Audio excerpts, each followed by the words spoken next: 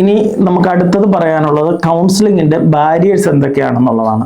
അതായത് ഒരാൾ നമ്മളുടെ അടുത്ത് കൗൺസിലിങ്ങിന് വരാൻ അനുഭവിക്കുന്ന ബുദ്ധിമുട്ടുകൾ എന്തൊക്കെയുള്ളതാണെന്നാണ്.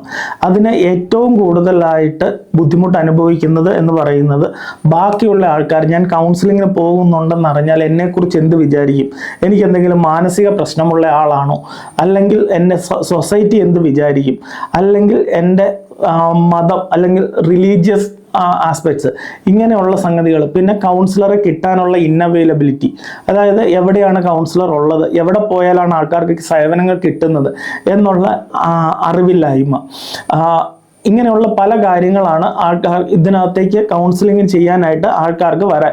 ഇപ്പം ഒരു കുട്ടീനെ ഒരു മാതാപിതാക്കൾ കൗൺസിലിങ്ങിന് കൊണ്ടുപോകണമെന്ന് പറഞ്ഞു കഴിഞ്ഞാൽ ആദ്യം ബാക്കിയുള്ളവർ, എൻ്റെ കൂടെ പഠിക്കുന്ന കുട്ടികളോ അല്ലെങ്കിൽ ബാക്കിയുള്ളവരോ എന്ത് വിചാരിക്കും, എൻ്റെ കൊച്ചിന് മാനസികമായിട്ട് എന്തെങ്കിലും പ്രശ്നം ഉള്ളതുകൊണ്ടാണോ എന്നുള്ളത് വിചാരിക്കും. ഇതാണ് ഏറ്റവും അധികം ആൾക്കാരെ കൗൺസിലിങ്ങിന് വരാനുള്ള മടി വിചാരിക്കുന്നത്. ഇതിന് നമുക്ക് ചെയ്യാൻ പറ്റുന്ന കാര്യം എന്ന് പറയുന്നത് ഈ ബാരിയേഴ്സിനെ എല്ലാം ഓവർകം ചെയ്യുക എന്ന് പറഞ്ഞു കഴിഞ്ഞാൽ, എൻ്റെ പ്രശ്നങ്ങൾ എനിക്ക് സോൾവ് ചെയ്തെടുക്കണം എന്നുള്ള ചിന്ത ആദ്യം നമുക്കുണ്ടാവണം. 2, നമ്മൾ എഡ്യൂക്കേഷൻ, അതായത് പ്രോപ്പറായിട്ട് എഡ്യൂക്കേറ്റ് ചെയ്യണം. കൗൺസിലിംഗ് എന്ന് പറയുന്നത് പോകുന്നത് കൊണ്ട് ഒരു നാണക്കേടോ കാര്യങ്ങളോ ഉള്ള സംഭവങ്ങളൊന്നും അല്ല.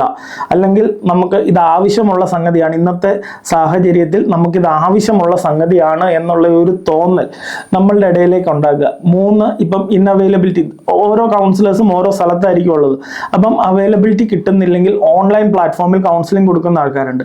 അപ്പം ആ ഓൺലൈൻ പ്ലാറ്റ്ഫോമിൽ കൗൺസിലിംഗ് നമ്മൾ അറ്റൻഡ് ചെയ്യുക എന്നുള്ളതാണ് നമുക്ക് ഇതിനെ ഓവർകം ചെയ്യാനുള്ള ഏറ്റവും നല്ല മാർഗം.